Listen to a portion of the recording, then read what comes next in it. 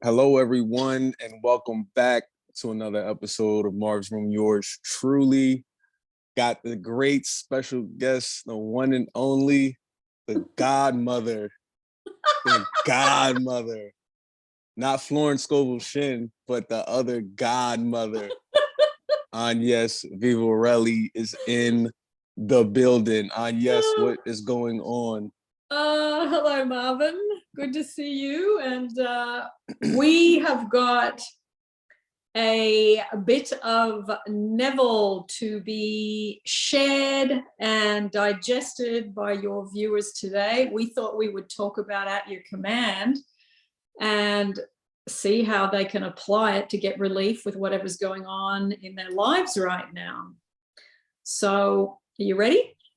Absolutely.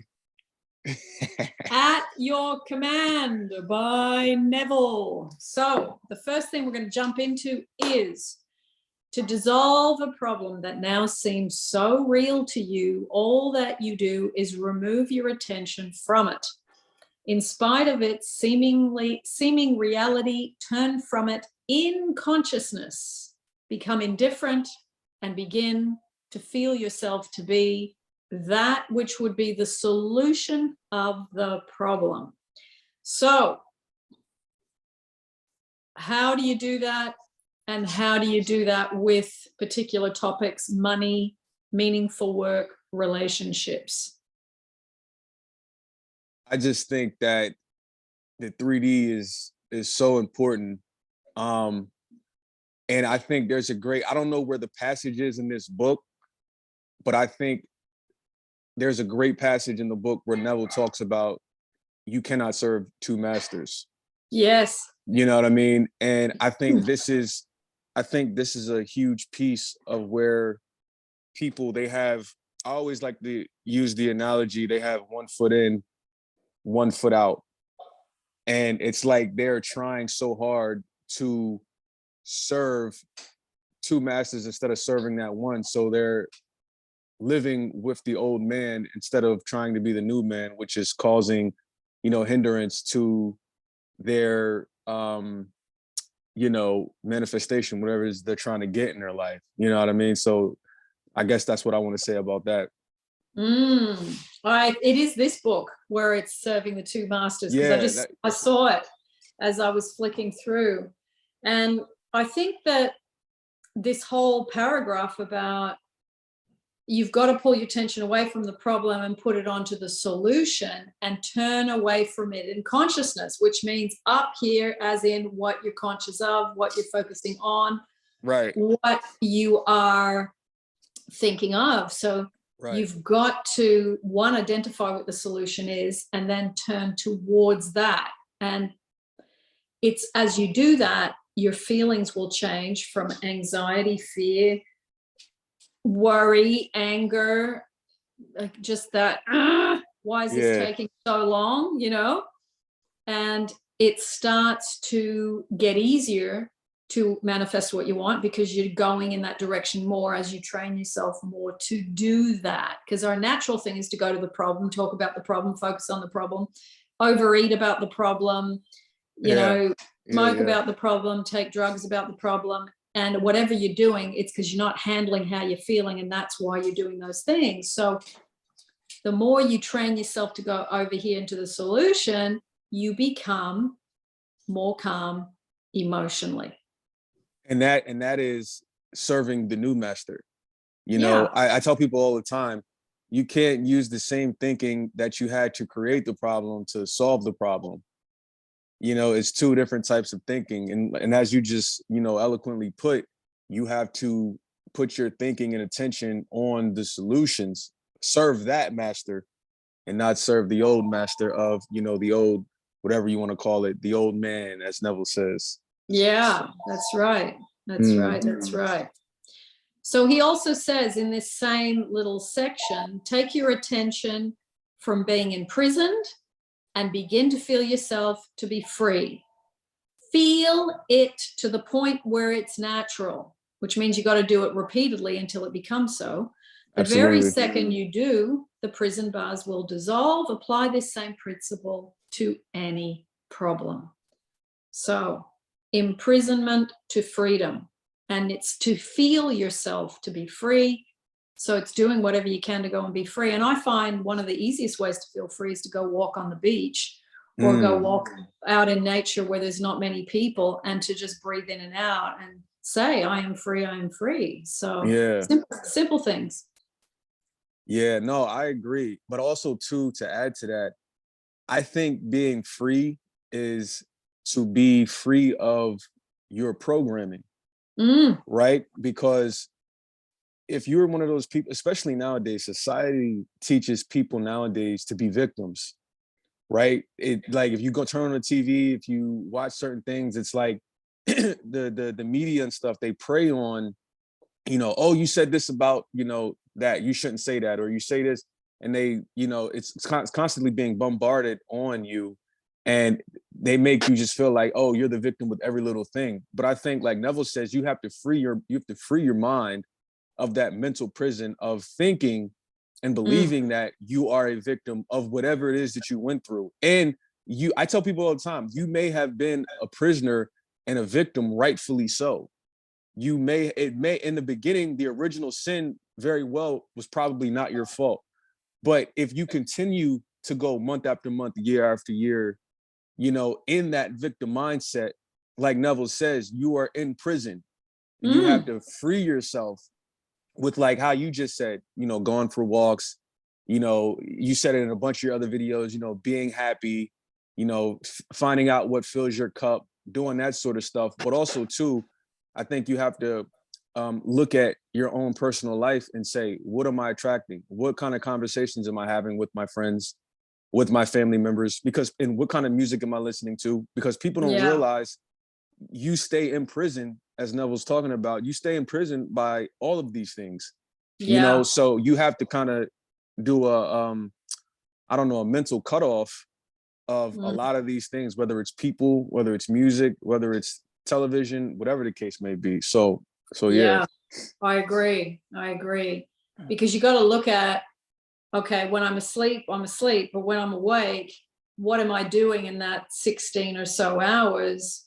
And have I got bad habits I need to cut out in terms of where I'm actually fertilizing the miscreations, whether it's like you mentioned, TV and stuff like that. People watch a lot of stuff about infidelity, about crime, and that's what you're putting your focus on. So you think, you know, do I really need to know the inside contents of a serial killer's mind?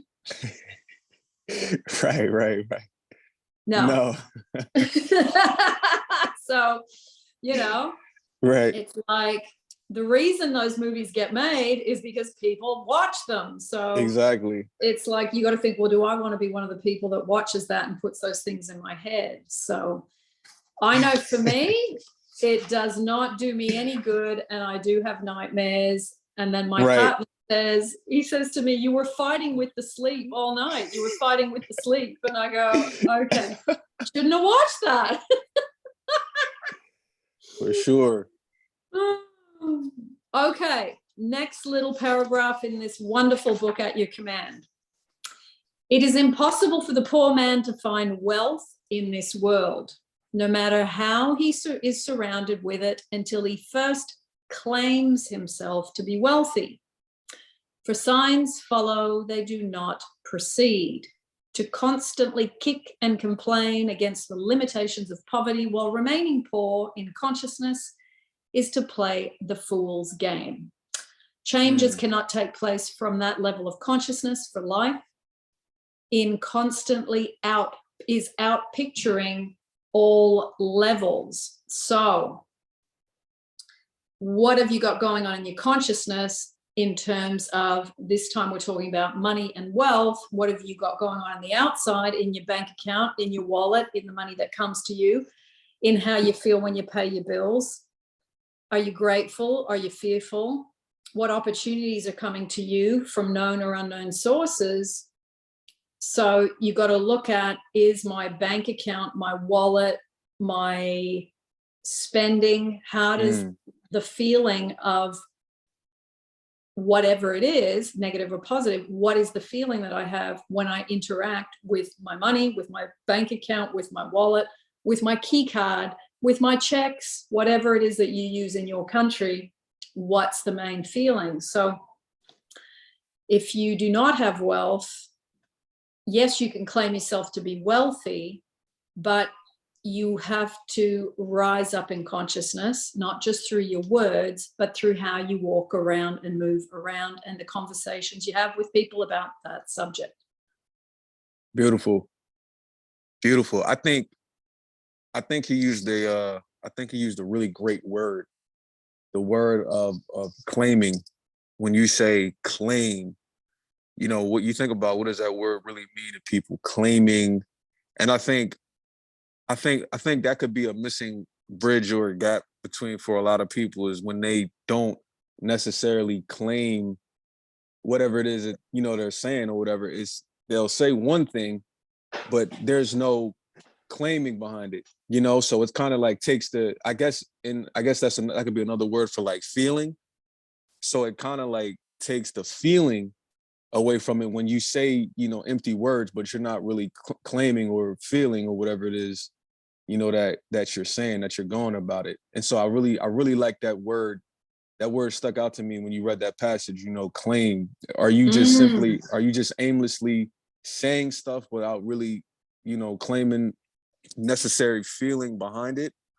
And if you are, you know, what's your frequency? You know, are you maintaining that, or are you not maintaining that? Yeah. And usually it's a mixed bag of nuts. Sometimes you do really well with it. Other times you drop the ball because you just got a big bill that you didn't expect and you freak out and you drop back into your poverty. So I think the bit that really jumps out for me is signs follow, they do not precede. Now, most people think signs come first and then you get a manifestation. But what Neville talks about here is the signs follow, as in you get evidence of a manifestation, but it's after you've had a change in consciousness. That's real. So that's when he talks about the signs follow. You see the manifestation, there's the sign that you've changed your consciousness, and you know now that your consciousness has changed because you got the evidence and the result right there. Powerful. So you change first, then the signs will come after. Yeah. So this is, I guess this goes in to what a lot of people always like to talk about, birds before lands then, right? Yeah. Birds before land. That's it. Yeah. It's really, this is a simple book that's got, you know, not even 100 pages, but it's a profound book. If you can start with At Your Command and get good at this book, it's like the foundation of the house for Neville, this book, I would say. It's really, really, you go, oh, yeah, I already get that. I know how to do that. And then you go, well, really? Because where's the evidence in your health? Or where's the evidence in your body's health? Where's so you can see where you're doing well. The result will scream at you how well you're doing. So, okay, so he says, realize that you yourself brought about this condition of waste and lack, and make the decision within yourself to rise to a higher level where the fatted calf, it's so funny, the fatted calf, the ring and the robe await your claim. So basically, it's about abundance. You know, the fatted calf is about the abundance of food. The ring is luxury. The robe is, again, you know, you've clothed yourself, so you're meeting all your needs. So you've made the claim. Now the whole book is at your command. Infinite Spirit, open the way for. Bang! What? Put in where the X marks the spot. Put in what you want. But this book is all about commands. And Neville talks about the command is you do not, as he talks about in this book, it's commands and prayers with conviction, not prayers of begging. Right. So you got to stand up and go, open the way for my amazing health, my incredible wealth, my amazing, fantastic relationship, my most Right. amazing body I've ever had, you know, Right. whatever. And then stand up and rise up and go, thank you in advance. And that's trust, that's faith, that's allowing. Right. Right. Right. Exactly. Exactly. Hold on real sec. What you say? Yeah. Yeah. Okay. All right. Cool. All right. We good. Sorry about that. That's okay. So what were you saying? What was that last part you were saying? The bit about the prayers, you give prayers of thanks, not prayers of begging. Oh, please, God, I don't have any money. Right. Right. Can you give me some money? I need the money. I need the money. And you're there. You haven't changed states. You're in poverty mode when you're begging. Right. Right. So, and you can be in poverty mode around money. You can be in poverty mode around, please give me that person. I really want to be with them. I just want them to love me. There's poverty around love. So it's that poor victim-y energy that you were talking about, but we are not victims. Yes, sometimes we are victimized, but if you can work on rising up with the conviction of I'm worthy, I deserve, and I'm going to change my state, and then I'm going to see the money, and then I'm going to see the love, and then I'm going to see the most amazing job or business I've ever had, that becomes your external experience once you've changed in consciousness. Beautiful. And I like how you kind of said that earlier, a little earlier. You kind of went along the lines of Florence, like how Florence says, how we were saying, I opened the way, Yes. I opened the way for, what, and it's like, but that's what it is. And that's why I said earlier, I like the word claim that Neville used, because like you said, it's at your command. Do you have authority when you speak? And a lot of people, I realize when they say their affirmations, they're saying it like a robot, or they're doing something like, I am wealthy, I am rich, or whatever the case may be. And you sound so monotone and you just sound so boring, but it's like, you got to speak with conviction. You got to say, passion. I am wealthy. I am rich. I am, I am whatever it is that I am that you want to put after it. You have to use that. And most importantly, like Neville said, and it's funny because I just literally put up a video about this when I'm talking about forgiving because somebody had left a comment on my video talking about they had bitterness around their person when their person came back. And so I made a video saying kind of what Neville just talked about, and that is taking your specific person off the hook. You have to take them off the hook, because what you have to understand, and this is a hard pill for a lot of people to swallow, but you have to understand you attracted that situation, as Neville just said, and at your command in the passage you just read. It's your fault. And so when somebody, hurts you or does something or whatever the case may be, you got to look at yourself and say, okay, I'm not the one with necessarily the problem, but where it's my fault is I attracted somebody who had a problem. And that's a hard pill for a lot of people to swallow, because they don't want to look in the mirror and say, but when you look in the mirror and you have that realization, it's my fault, because like you and I talked about before, and like how you say, I love the way you say it all the time. If you're an overgiver, most times you're going to attract an overtaker, until you fix that.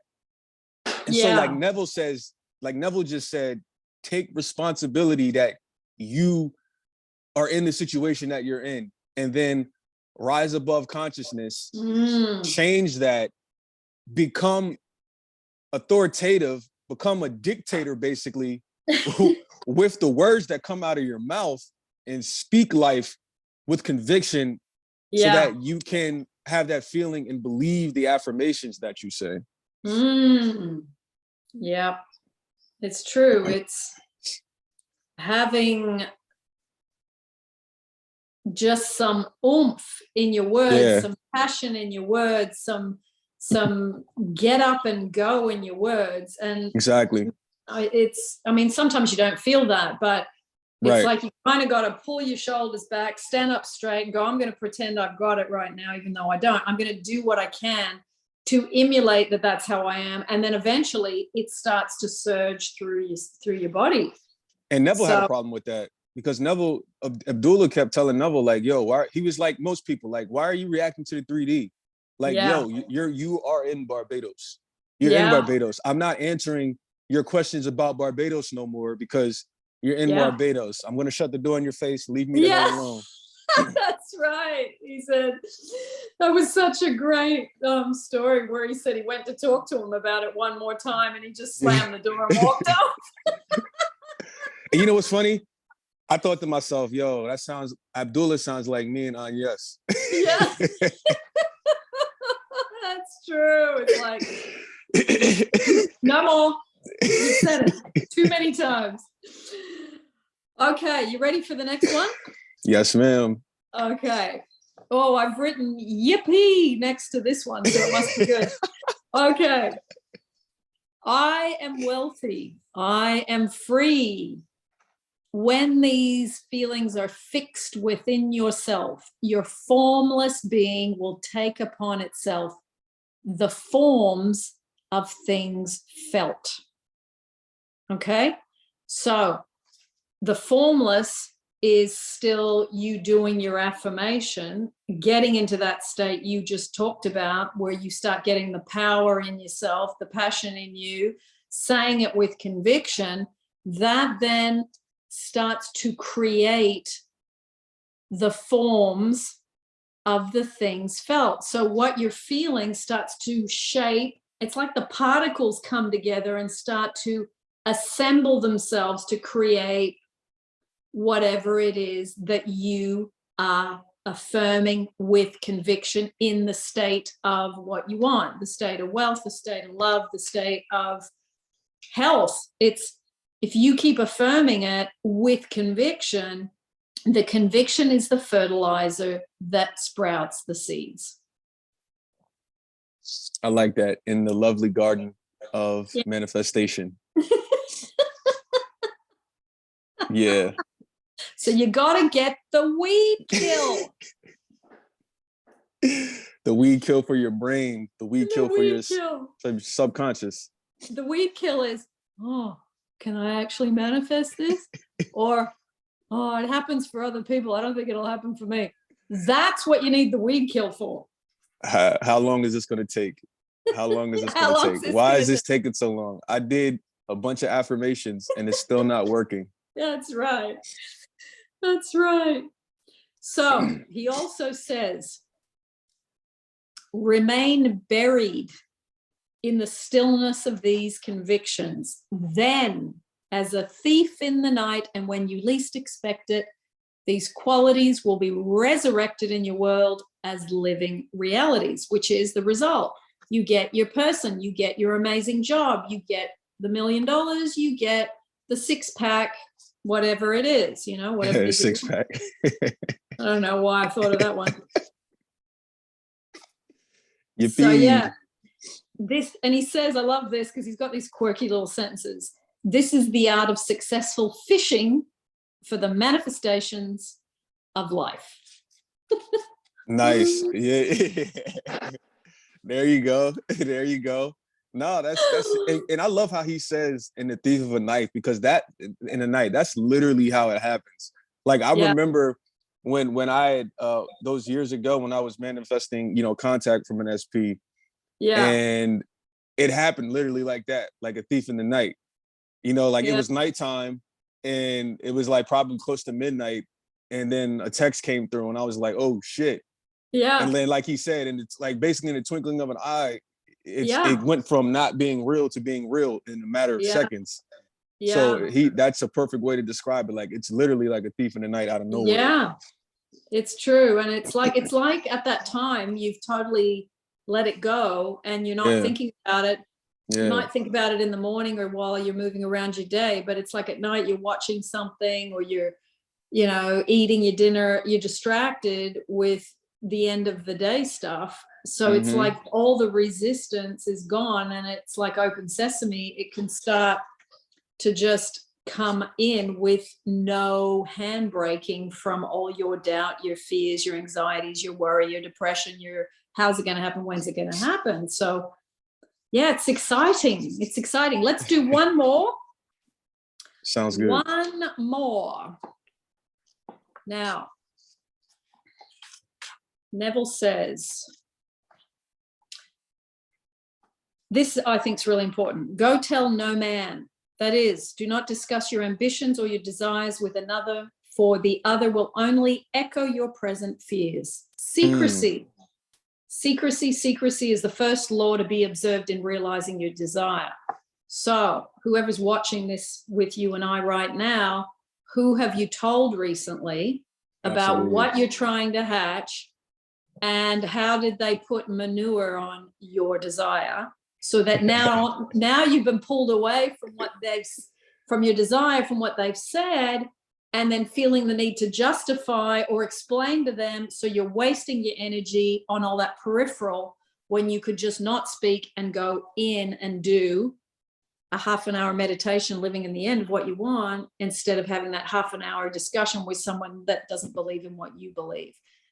Only talk to like-minded people. But even then, I think, keep things close to your chest until it's hatched, and then share it. Yes, I couldn't agree more. And I've personally gotten to a place where I really don't talk about a lot of things that I'm trying to manifest. And I just keep it to myself. Yeah. Just like he said. And it's not like I try to do it. I've naturally been that way Yes. a lot of times, but I kind of like naturally picked up on it, you know, years ago. Like, I'm not going to share this or tell anybody about this because, you know, number one, most people don't care. You know what I mean? Anyway, they got their own shit that they're dealing with. Yeah. And also too, like you said, most people, a lot of people, they're going to throw manure on your, you know, whatever it is that you're saying, because I tell people this all the time. The thing you got to realize is this, okay? We are in this law of attraction community, right? But I think people lose sight of the fact that this law of attraction community is a very small percent of the population. Yes. But we're so involved in it, we think like everybody knows about it. Yes. We think everybody's on the same page with us. And when you're on YouTube, YouTubers that talk about this stuff, even your favorite YouTuber, no matter if they have 1 million subscribers or whatever the case may be, the people that comment on the video, you're talking about, we are literally 0.000000000 whatever percent of the population.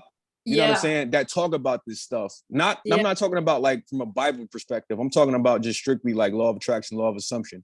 We are a very small percent of the population. So understand, most people have no fucking clue about what we are talking about when we say these things about living in the end and, oh, I'm going to manifest a new job. They're going to look at you like you're from outer space. They're going to be like, what? Like, what are you talking about? You're going to come up with an imaginal scene and it's about your beliefs, and they're going to look at you like you have like ears growing out of your nose or something. You know what I mean? And so you got to keep that in mind and I know you want to share stuff with people and be happy, but it takes a strong person. It takes a strong person to be able to tell the world about their dreams and still go out and manifest it. Yeah. Because it can happen. You can 100% tell people about your manifestations. And even if they don't believe, you can still get what you want. Yeah. But however, in my opinion, I think most people, it will not work out for most people that way, because most people don't have that kind of belief, you know, about themselves.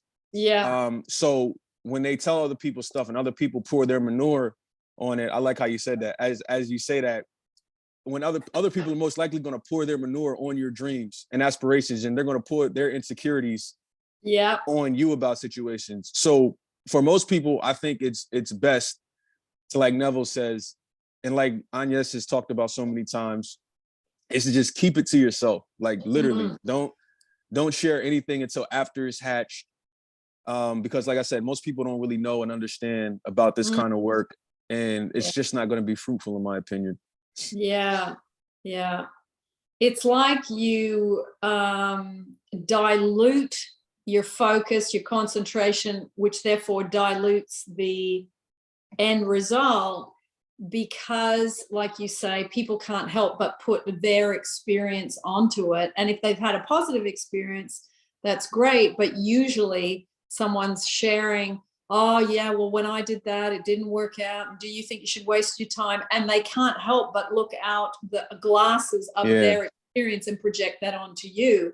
Yeah. So, but I do know there are exceptions, and people do have some close buddy or friend that does law of attraction, law of assumption, Neville, Louise Hay, whatever. And that person, if you are going to tell anybody, tell somebody that's got a secureness about them, that they've manifested the thing you want to manifest, and that's a good person to speak to at some point. Yeah. Well said. And in the meantime, Marvin and I are watching you extremely closely.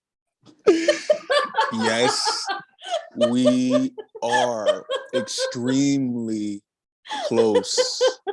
That's the Illuminati eye, the almighty eye of the Illuminati, Neville's Illuminati. For all you hardcore Neville Illuminati people, that's Neville's eye. Nah, you cracked me up when you did that. I was like, oh shit, yes, up close and personal, really up close and personal. Yeah. So maybe your viewers today, Marvin, can comment down below about how they are actually using the at your command way of doing things through Neville, and how good are they in staying in their conviction around the desire that they want to manifest, and have they got a command? Infinite Spirit, open the way for my amazing job, or whatever it is. Have they been using it? Do they find it a good thing to do? Has it been fruitful? Maybe they can let you know down below, so that can open up a bit of a discussion about it. I love that. Yes, please comment in the comment section below what you're doing. But I want to let you guys know this, because I see a lot of stuff on, different things on YouTube, different people saying different stuff. I want you guys to understand this, and this is my opinion, but I want you to understand one affirmation said with conviction and belief can triumph thousands of affirmations. Yeah. So understand, you guys don't have to say thousands of affirmations, throughout the time. If you have one affirmation only said just one time, or 2 times with conviction, that affirmation alone is more powerful than saying thousands of affirmations that you may not have conviction around or strong beliefs about. So I want you guys to remember that. And this is why so many people get frustrated with affirming and affirming and affirming and affirming and affirming, and they're not seeing any results. It's because there's no conviction around your words you're saying. So you have to say a bunch of affirmations and reprogram your mind and do it that way, which is okay, because everybody's all at different stages. There's nothing wrong with that.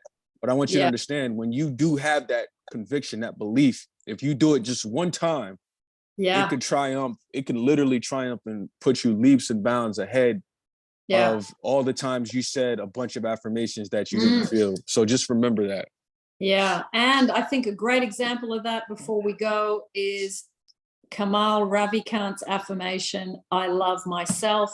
He did it for 1 month and his whole life changed from doing one affirmation with conviction, because he made a commitment to himself that he wanted to feel better, and he ended up changing his whole state of being in 1 month doing one affirmation.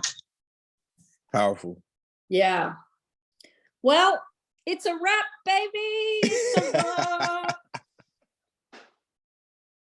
It's a wrap. That's all what I'm talking about. Yeah. Excellent. Well, I'll say goodbye to your viewers. Thank you for joining Marvin and I. And we hope that between now and the 31st of December, 2022, that you will see that the power of your conviction starts something off for you for the beginning of 2023. Well said. Put a bow on it. Yeah, I'm gonna be replacing Reverend Ike soon. I've decided. Yeah, that's why I said you the godmother. That's why I said you were the godmother, Rev Ike. A lot of people don't know about Rev Ike. I don't think a lot of people know about him. See, that's you know about him because you the godmother. That's why you know about Rev yeah, Ike. and because we talked about conviction. If anybody's got conviction, boy, he's got it. Oh my gosh, man, I love me some Rev Ike. The way he talks about wealth and money and that it's amazing. Yeah, exactly. Well, you want to say bye because it's your channel?